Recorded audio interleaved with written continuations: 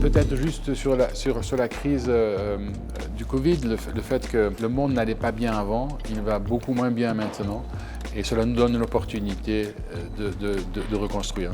Alors, les Nations Unies parlent du Build Back Better. Moi, je ne pense pas qu'il faut dire Build Back, je pense qu'il faut dire Build Better, ou Rebuild. Et je crois que là, on a des opportunités de faire avancer la pensée de manière assez rapide. Je vais vous citer une phrase de Lénine. Lénine qui disait il y a des décennies où il ne se passe rien, et il y a des semaines où des décennies se passent.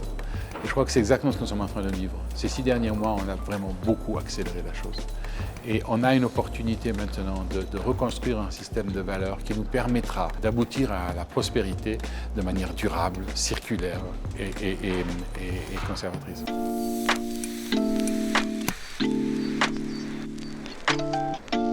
J'en suis complètement convaincu. C'est une des initiatives qui permettra à des entreprises de taille moyenne en Suisse, dans la logique suisse, de vraiment avoir un impact sur ce qui se passe dans le monde.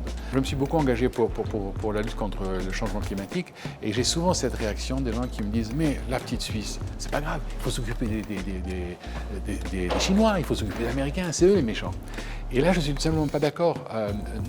La petite Suisse, klein aber fein, peut faire un tas de choses que d'autres pays ne peuvent pas faire.